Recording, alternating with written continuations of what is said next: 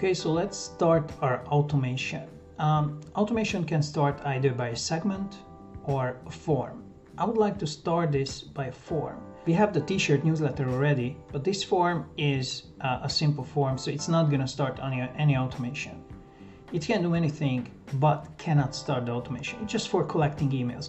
So I'm going to clone it and keep the same structure, but I will add a new form here.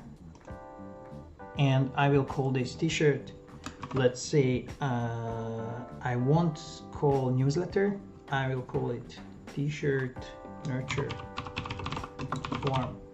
And this form I will put on website where I say, hey, do you want to learn more about our products?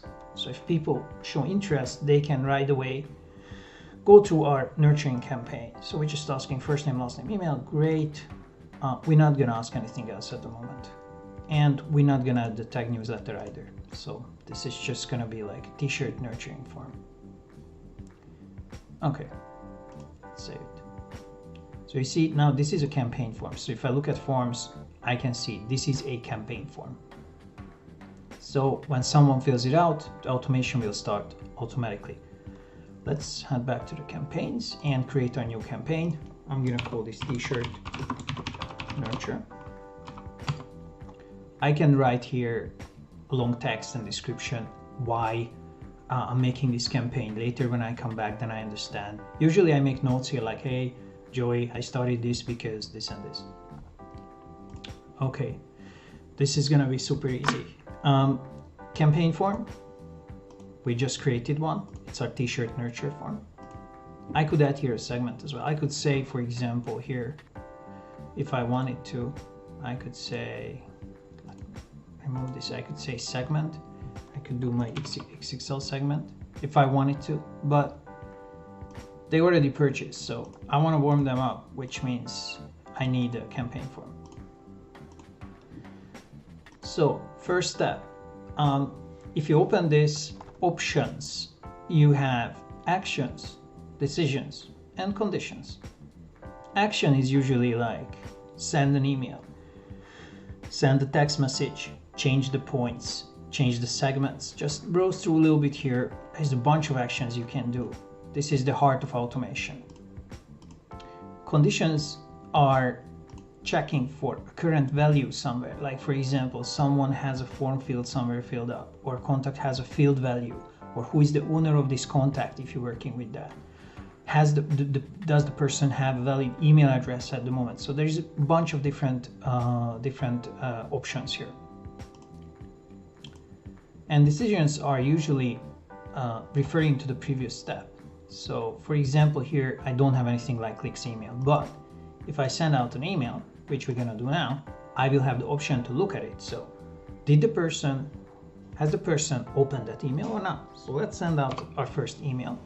And here, when you write your email, it can be either send email or send email to user. Well, user is you, yourself, and your colleague who is using the system.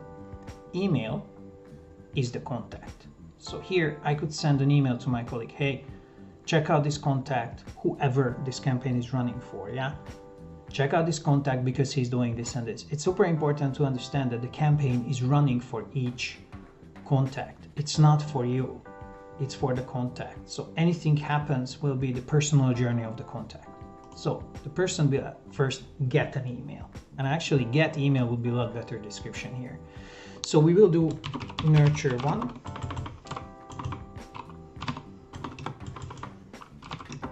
Yeah, nurture 01, and we would like to send it out immediately. And here I just choose the email, t-shirt nurture 01. You see, this is why it's so good if you are numbering them. And the question is that a transactional email or a marketing email? If you go back to my channel on YouTube, you can see a bunch of information about what's the difference between transactional email and marketing email. The main difference is how we are adding headers to the email. So if you don't know what bulk headers are, just use transactional for in this case. And if you're sending marketing messages, just use marketing. But this is a transaction email. The point is that the bulk header is not added for transactional and added for marketing. You can also create a new email here or edit it or preview. We're not gonna do that, so let's just edit. So we have our first email. Someone signs up to the form. We automatically send out the first nurturing email. Let's send out a couple more. So I'm gonna do, we wrote 3 emails, so I'm just gonna add all of them. We'll call this nurture 02. And the second email. This is so fast, I love it. You know, it's like with building a house. Once everything is like prepared, or cooking, you know, once everything is prepared, everything is like zack, zack, zack happening. Okay, now what happens is that we send out 3 emails basically immediately. We don't want to do that. We would like to leave some space. So with the second email, I'm gonna leave 3 days there. And suddenly I have options to send it at a specific time or a specific day, or say only on weekdays. How cool is that? But we would like to send this anytime. Here I right away see there is a wait 3 days. Wait 3 days, stop here. Very cool. So let's do the same thing here. I'm gonna wait here 5 days. And now I have an 8-day nurturing process. When someone subscribes to the newsletter, to this nurturing, because they want to know more about the product, they will immediately get this email. We could wait here if we wanted to, but I find it good to send some kind of feedback immediately. We also sending after 3 days another email, and after 5 days another one. At the end of the campaign, the person will have a done status or inactive status in the campaign.